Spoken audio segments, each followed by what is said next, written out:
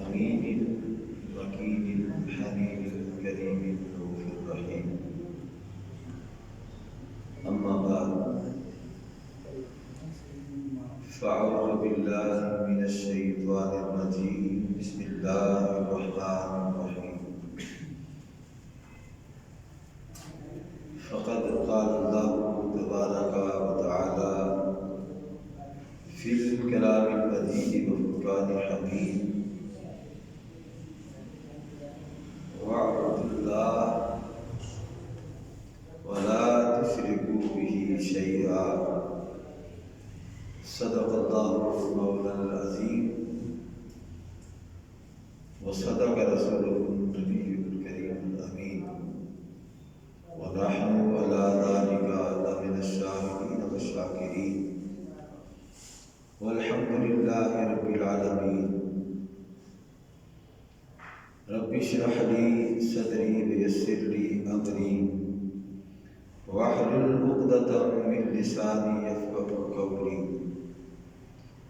فقد قال الله تبارك وتعالى في شان حبيبه محبرا وآمرا: إن الله وملائكته يصلون على النبي يا أيها الذين آمنوا صلوا عليه وسلموا تسليما. الصلاة والسلام عليك يا سيدي يا رسول الله، وعلى آلك وأصحابك يا سيدي يا حبيب الله. الصلاة والسلام عليك يا سيدي يا رحمة للعالمين، وعلى آلك وأصحابك يا سيدي يا شفيع المذنبين. الصلاة والسلام عليك يا سيدي يا رحمة للعالمين، وعلى آلك وأصحابك يا سيدي يا خاتم النبيين والمرسلين، والحمد لله رب العالمين. مولاي صل وسلم دائما أبدا على حبيبك خير خلق كلهم.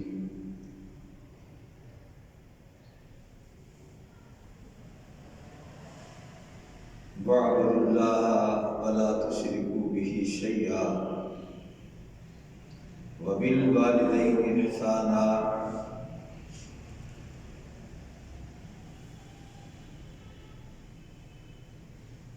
اللہ کی حمد و ثنا اس کی پیارے حبیب صلی اللہ تعالیٰ علیہ وآلہ وسلم کی بارگاہ عالیہ کے اندر ہدیہ درود و سلام عرض کرنے کے بعد کچھ باتیں ہم نے والدین کے حقوق کے بارے میں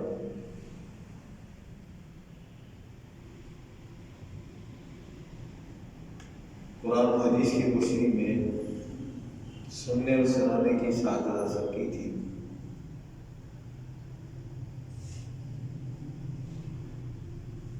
کہ والدین کے آداب کیا ہیں،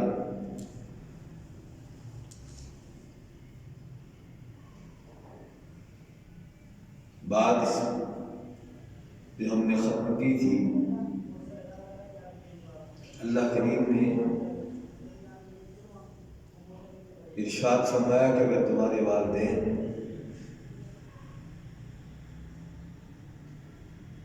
تمہارے ہاں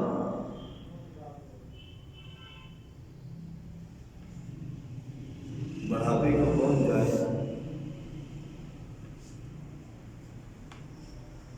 دونوں یا ایک، انہیں کچھ کہنا تو برقرار، ان کے سامنے اف کا کلمہ بھی نہیں کہنا.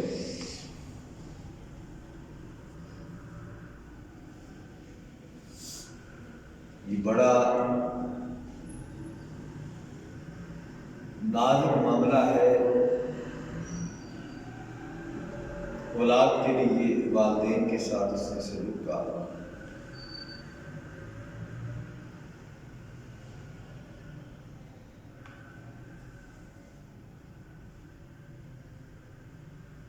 اللہ کریم والدین کے آداب کو بیان کرتے ہوئے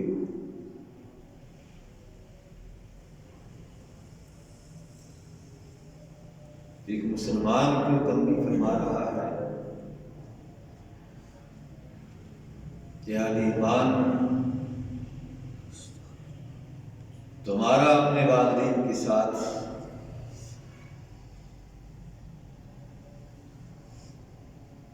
کیسا معاملہ ہونا چاہیے، اسی آیت کریمہ کے آگے اللہ کریم ارشاد فرماتا ہے وَلَا تَنْهَرْهُمَا وَقُلْ لَهُمَا قَوْلًا كَرِيمًا،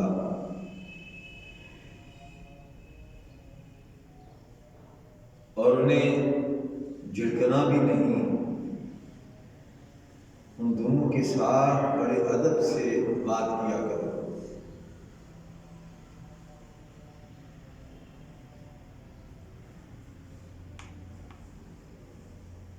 آج معاملہ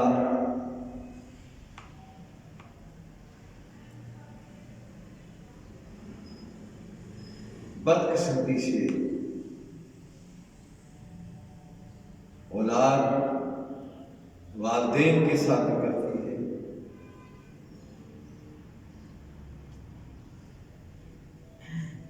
آقا کریم صلی اللہ علیہ وسلم کا فرمان قرب قیامت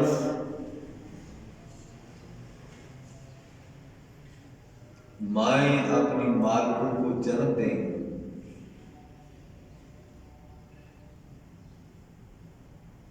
اولاد والدین کو ان کے ساتھ جو رویہ رکھتی ہے، یوں لگتا ہے کہ یہ والدین کے مقام پہ ہیں اور والدین اولاد کے مقام پہ ہیں۔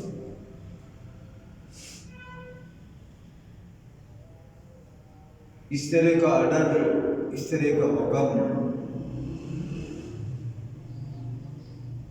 کوئی اپنے ملازم کو دیتے ہوئے بھی ڈرتا ہے، جس طرح آج کل کی اولاد اپنے والدین پہ حکم چلاتی ہے۔ یہ بد نصیبی ہے، بدبختی ہے اس اولاد کے لیے جو اپنے والدین کو مقام کو نہیں سمجھتی کہ ان کا مقام کیا ہے۔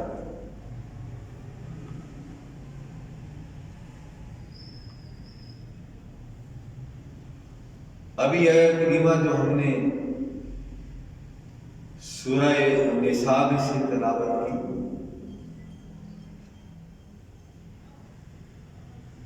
وَاعْبُدُوا اللَّهَ،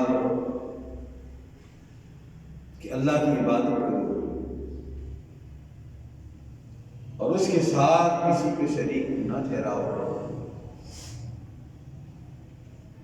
اس آیت کریمہ کو دیکھا جائے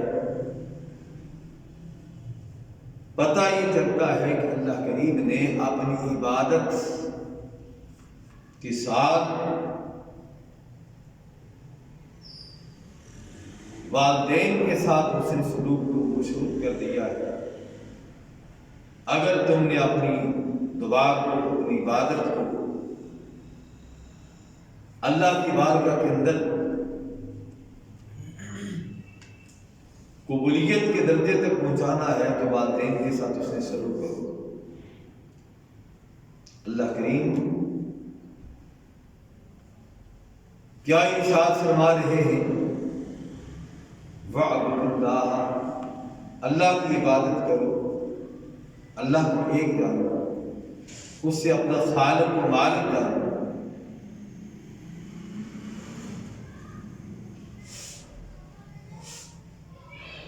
اور اس کے ساتھ کسی کو شریک نہ ٹھہراؤ۔ وَبِالْوَالِدَيْنِ إِحْسَانًا، اور والدین کے ساتھ اس سے سلوک کرو۔ اس آیت کریمہ کو دیکھا جائے تو اللہ کریم نے والدین کے حسن سلوک سے پہلے نہ جہاد کا ذکر کیا ہے، نہ نماز کا ذکر کیا ہے، نہ روزے کا ذکر کیا ہے، نہ حج کا ذکر کیا ہے، نہ صدقات و خیرات کا ذکر کیا ہے۔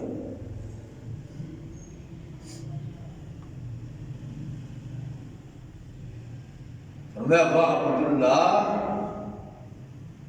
وَلَا تُشْرِكُوا بِهِ شَيْئًا، اللہ کی عبادت کرو، اس کے ساتھ کسی کو شریک نہ ٹھہراؤ،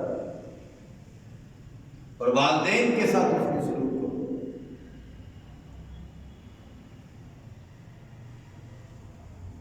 والدین کے ساتھ اس نے سلوک کس حد تک کرنا چاہیے، اس کی کیا حد ہے، اللہ کریم نے ساری حدوں کو توڑ دیا۔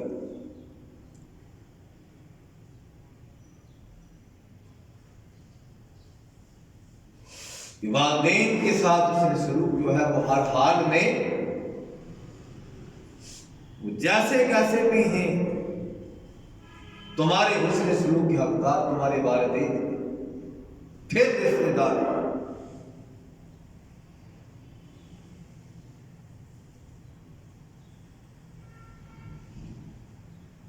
اس کو اللہ کریم نے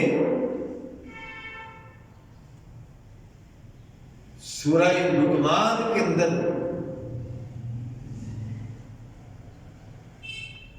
ہم پچھلے جمعۃ المبارک میں یہ بیان کر چکے ہیں۔ اللہ کریم نے بتا دیا کہ کس حد تک تم نے ان کے ساتھ حسن سلوک کرنا ہے، بھلائی کرنی ہے، ان کی تابعداری کرنی ہے، ان کا حق بجا لانا ہے۔ کہیں نہیں فرمایا کہ میں نیک ہوں، تہجد گزار ہوں، نمازی ہوں، حتیٰ کہ اللہ کریم نے اس حد تک بیان کر دیا کہ اگر وہ تمہارے والدین مشرک ہی سے ہی، پھر بھی ان کی فرما برداری،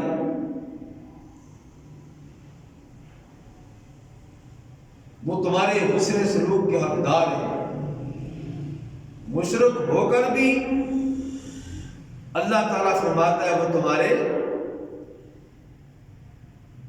حسن سلوک کے حقدار ہیں۔ سورہ لقمان کے اندر آیت نمبر غالباً 15 کے اندر اللہ کریم کا ارشاد ہے وَإِن جَاهَدَاكَ عَلَىٰ أَن تُشْرِكَ بِي مَا لَيْسَ لَكَ بِهِ عِلْمٌ فَلَا تُطِعْهُمَا،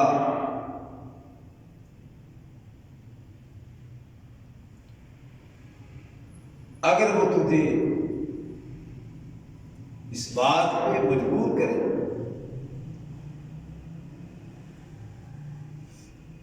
تجھ پہ دباؤ ڈالے کہ تم میرے ساتھ شریک ٹھہرائے، اس معاملے میں والدین کی اطاعت نہ کر، ان کا کہا نہ مان۔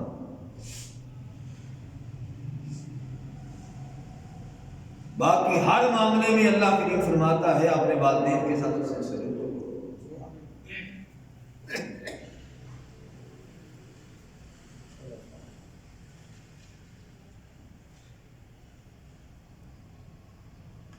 اللہ کریم نے سورہ بقرہ کی آیت نمبر 36 کے اندر بھی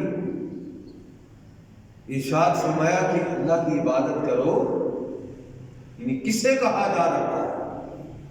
کافر تو اللہ کی عبادت نہیں کرتے، مشرک تو اللہ کی عبادت نہیں کرتے، یہ حکم اہل ایمان کو دیا جا رہا ہے، مومنوں کو کہا جا رہا ہے، صاحب ایمان کو کہا جا رہا ہے، اللہ کی توحید پہ یقین رکھنے والوں، اللہ کو ایک ماننے والوں، اے اپنی عبادات پہ گھمنڈ کرنے والوں، اے حج عمرے پہ فخر کرنے والوں، کہ مجھ پہ بڑا اللہ کا فضل ہے، میں ہر سال حج پہ جاتا ہوں یا عمرے پہ جاتا ہوں، اپنے والدین کو کس حد تک حیا کرتا ہے، کس قدر ان کے ساتھ اس سلوک سے پیش آتا ہے۔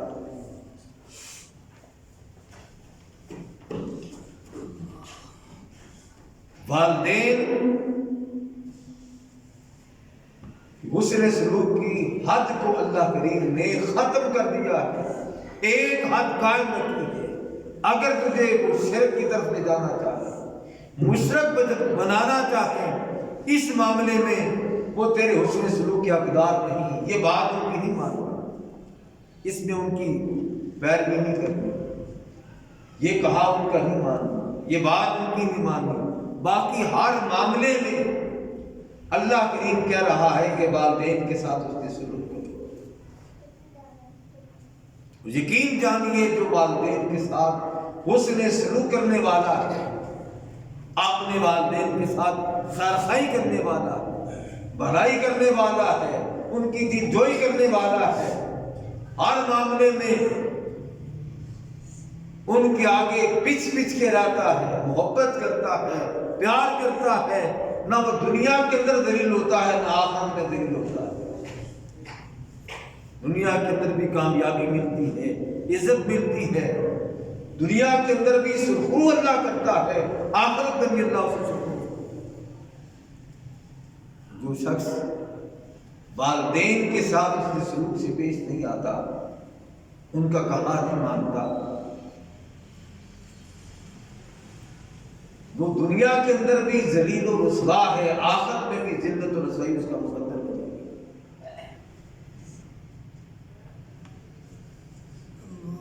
اسی سورہ بنی اسرائیل کے اندر اللہ کریم آیت نمبر 24 کے اندر ارشاد فرماتا ہے،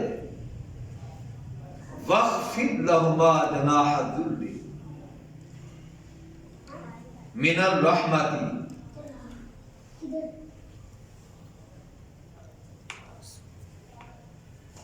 عز و انکساری کے بازو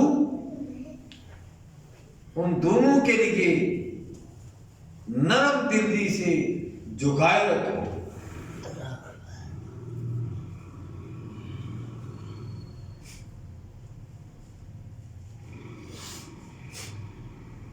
تو یہاں پہ بات اللہ نے ختم نہیں فرمائی، آگے فرمایا پھر میری بارگاہ کے اندر ان کے لیے دعا کیا، اپنے والدین کے لیے میری بارگاہ میں دعا کیا کرو۔ دعا والدین کے لیے کیا ہے؟ قُل رَبِّ ارْحَمْهُمَا كَمَا رَبَّيَانِي صَغِيرًا۔ یہاں بھی اللہ کریم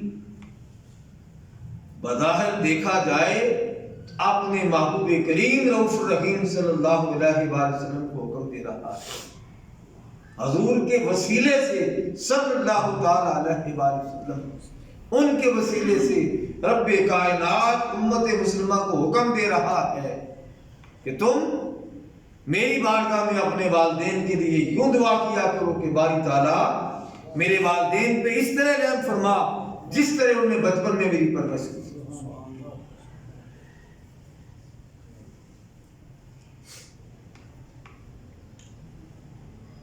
پھر اللہ کریم جا بجا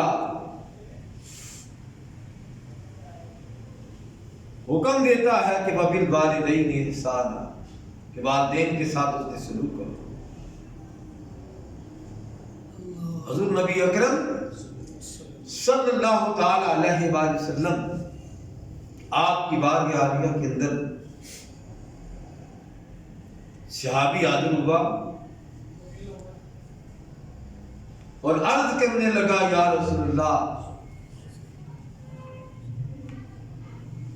میں جہاد پہ جانا چاہتا ہوں، مجھے اجازت دیجیے۔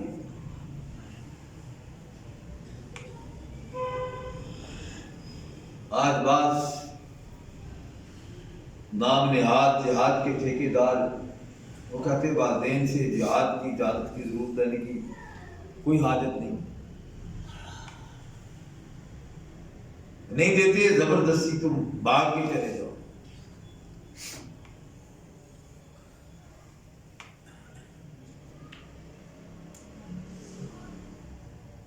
اللہ کے محبوب کی بارگاہ عالیہ کے اندر صحابی عرض کرتا ہے، مجھے اجازت دیں جہاد کے لیے۔ اللہ کے محبوب صلی اللہ تعالی علیہ وآلہ وسلم فرماتے ہیں کیا تیرے والدین زندہ ہیں؟ بس صحابی عرض کرتا ہے یا رسول اللہ زندہ ہے.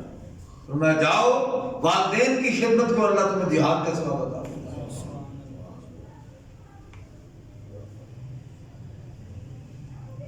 بڑے مشہور تابعی امام الاولیاء عاشق رسول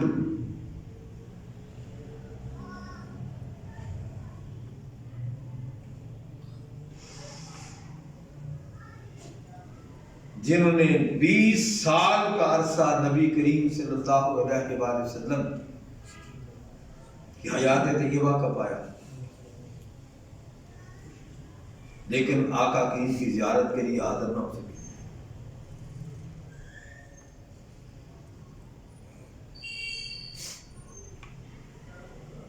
حضرت عبیس کرنی رضی اللہ تعالی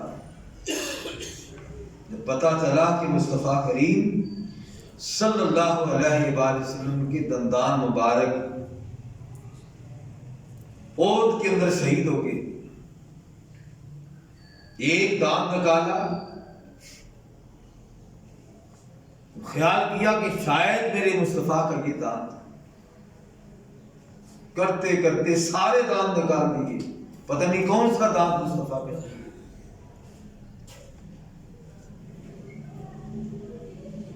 آقا کریم صلی اللہ علیہ وآلہ وسلم آپ نے صحابہ سے فرماتے ہیں میرے صحابہ اے ابو بکر عمر علی,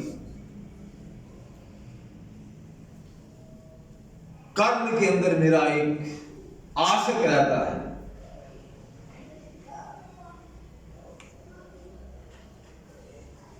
جب کبھی تمہیں موقع ملے تو تم نے اس کے پاس جانا ہے اور جا کے میری امت کی بخشش کی اس سے دعا کروانی ہے. حضرت عمر رضی اللہ تعالیٰ کو تعجب ہوا کہ یا رسول اللہ وہ کیسا آپ کا عاشق ہے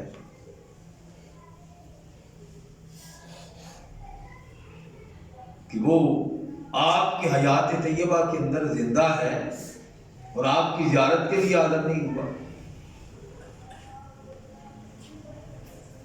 تو آقا کریم صلی اللہ علیہ وآلہ وسلم فرمایا اس کی بڑی والدہ ہے جس کی خدمت میں وہ مامور ہے, اس کا دل ہر وقت میری طرف لبکا رہتا ہے, میری طرف مائل رہتا ہے, میری محبت میں ہر وقت وہ تڑپتا رہتا ہے, لیکن ماں کی خدمت کی وجہ سے وہ میری زیارت کے لیے نہیں آ سکا. روایات کے اندر آتا ہے کہ ایک مرتبہ والدہ ماجدہ سے اجازت ملی کہ جاؤ آپ اپنے محبوب سے جا کے ملا. خوش ہو گئے کہ والدہ نے اجازت دے دی. جب نکلنے لگے تو والدہ نے پھر آواز دی کہ اویس جا رہے ہو اپنے محبوب سے ملنے کے لیے, اگر جاتے ہی ملاقات ہو جائے تو ٹھیک ہے, انتظار نہیں کرنا, فوراً واپس آ جائے.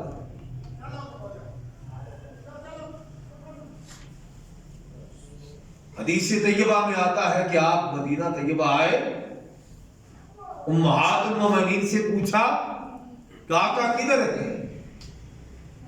انہوں نے فرمایا کہ وہ کسی کام کی غرض سے باہر تشریف لے گئے. آپ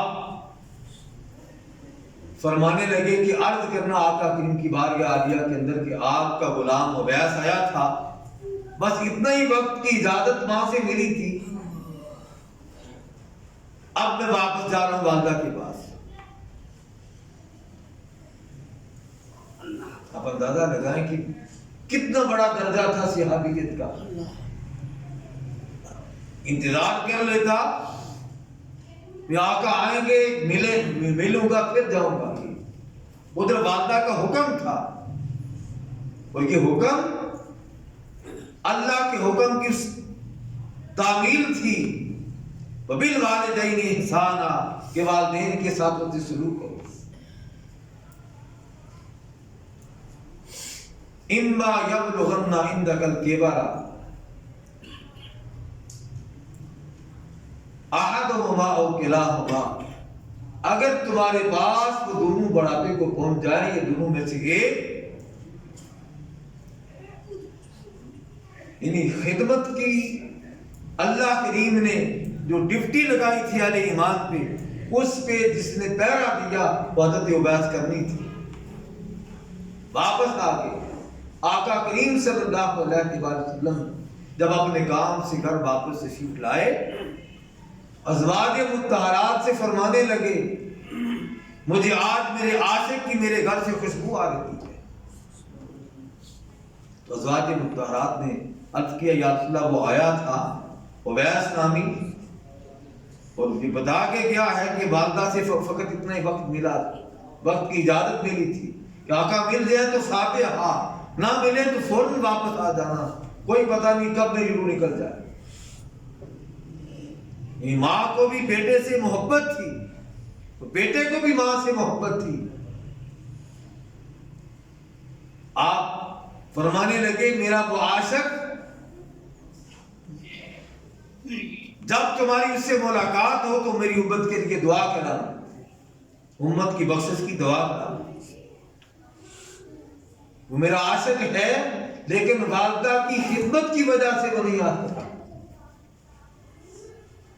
یہ نہیں فرمایا کہ دیکھو میری زندگی پائی 20 برس تک وہ زندہ رہا، اس کے باوجود میری زیارت کے لیے نہیں آیا، لیکن صحابہ کو حکم دیا جا رہا ہے وہ ماں کی خدمت میں معمور ہے، جاؤ اس کی جا کے زیارت کرو اور میری امت کی بخشش کی سے دعا کرانا۔ والدین کا مرتبہ اور مقام اللہ کے رسول صلی اللہ علیہ وآلہ وسلم کے نزدیک کیا ہے؟ بخاری، مسلم، نسائی، ابن ماجہ، ابو داؤد کی حدیث طیبہ ہے کہ والدین کا ادب اللہ تعالیٰ کس قدر والدین کا حیا کرتا ہے، کس قدر ہمیں والدین کا ادب و احترام سکھاتا ہے، کہ والدین کے ساتھ کیے ہوئے معاملے پہ اللہ تعالیٰ کس قدر خوش ہوتا ہے۔ حدیث طیبہ میں مشکاۃ شریف کی حدیث طیبہ ہے، بخاری و مسلم کے اندر، ادب المفرد کے اندر امام بخاری نے صحیح بخاری کے اندر اس حدیث پاک کو نقل کیا ہے کہ 3 شخص سفر پہ روانہ ہوئے، شدید بارش کی وجہ سے انہیں کسی غار میں پناہ لینی پڑی، غار کے اندر وہ چلے گئے، اس قدر شدید بارش تھی کہ ایک بھاری پتھر سرکہ اور غار کے منہ کو اس نے آ کے بند کر دیا۔ حدیث میں آتا ہے تو صحیح بخاری کے اندر وہ سخت گھبرائے، پریشان ہوئے کہ آپ تباہی، ہلاکت اور بربادی کے سوا کچھ نہیں ہے، کسی کو کوئی پتہ نہیں ہمارا کیا یہاں،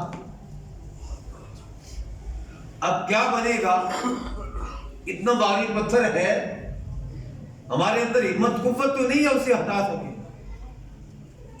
انہوں نے کہا پھر ایسا کرو، آپ نے اپنے نیک اعمال کو اللہ کی بارگاہ کے اندر پیش کر کے اس کا وسیلہ لے کے اللہ سے دعا کرو کہ باری تعالیٰ ہمارے اس نیک عمل کی وجہ سے اسے غار کے منہ سے ہٹا دے۔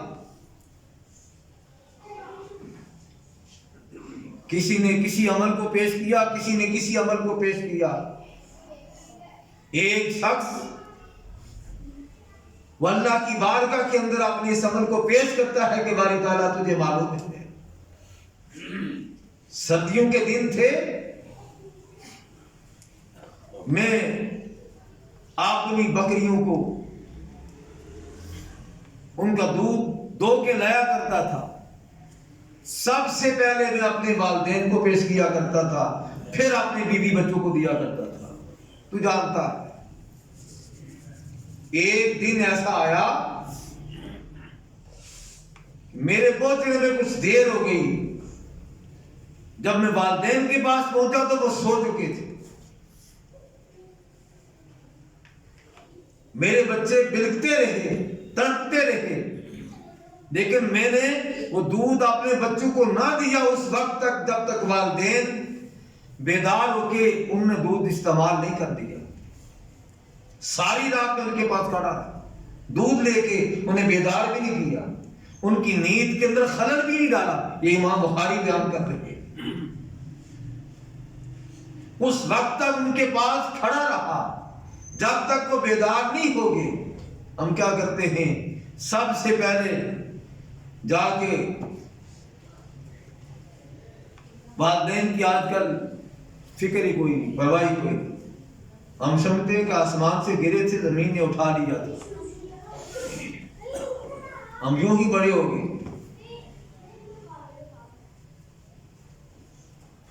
یہ معروضہ اللہ کی بارگاہ کے اندر وہ بندہ اپنے اس عمل کو پیش کرتا ہے، باری تعالیٰ میرے اس عمل کی وجہ سے اس پتھر کو ہٹا دے، ہماری اس مشکل کو آسان کر دے، ہماری آسانی پیدا کر دے۔ حدیث کے الفاظ ہیں، بس یہ الفاظ کہنے کی دیر تھی، وہ خود بخود پتھر پیچھے ہٹ گیا۔ یعنی اللہ تعالیٰ کس قدر والدین کے ساتھ حسن سلوک کیا جاتا ہے، اس پہ اللہ کس طرح دنیا کے اندر بھی صلہ عطا کرتا ہے۔ اس لیے اللہ حکم دے رہا ہے اف ولا تنہرہما، اے مسلمان، اے کلمہ گو، اپنے والدین کے ساتھ کبھی اف بھی نہ کرنا۔ وہ جو کرتے ہیں اس سے خوش دلی سے، گشادہ دلی سے، فراخ دلی کے ساتھ قبول کر لے۔ کیا ہوگا؟ اللہ راضی ہو جائے، اللہ تیرے لیے کہیں اور سے سبب پیدا کر دے گا، تیرے رزق کے اندر اللہ تعالیٰ کسی اور ذریعے سے فراوانی پیدا کر دے گا۔ بس تو ان کے لیے اپنے دل کو گشادہ کر دے، ان کے سامنے اف بھی نہ کرنا۔ جو والدین اپنے اولاد کے سامنے اپنے والدین کی عزت کرتے ہیں، بتاتے ہیں کہ دیکھو ہم کس طرح اپنے والدین کی عزت کر رہے ہیں۔ اگر آج ہم اپنے والدین کا حیا کریں گے، پھر امید رکھیں کہ انشاءاللہ ہماری اولادیں بھی ہمارا حیا کریں گے۔ وقت ہو چکا ہے، صرف ایک بات، وہ لوگ جن کے والدین دنیا سے چلے گئے اور ناراض گئے ہیں، اب ان کے لیے وہ کیا کر سکتے ہیں؟ اس سے حضرت ابو ہریرہ رضی اللہ تعالیٰ عنہ یہ حدیث غربی ہے،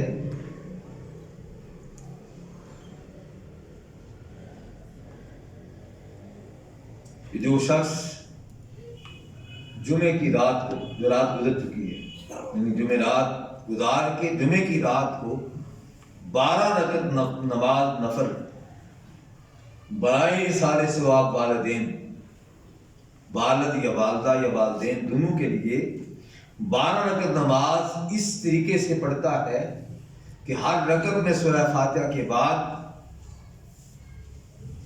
5 مرتبہ آیت الکرسی، 5 مرتبہ سورہ اخلاص، اور 5 مرتبہ سورہ فلق، اور 5 مرتبہ سورہ ناس پڑھ کے اپنے والدین کو ایصال ثواب کرتا ہے، اللہ کریم اس کے صلے سے اس کی بخشش فرما دیتے ہیں۔ اللہ اپنے معبود کے صدقے ہمیں اپنے والدین کے ساتھ اس نے سلوک کی توفیق عطا فرمائے۔ وآخر دعوانا الحمدللہ رب العالمین۔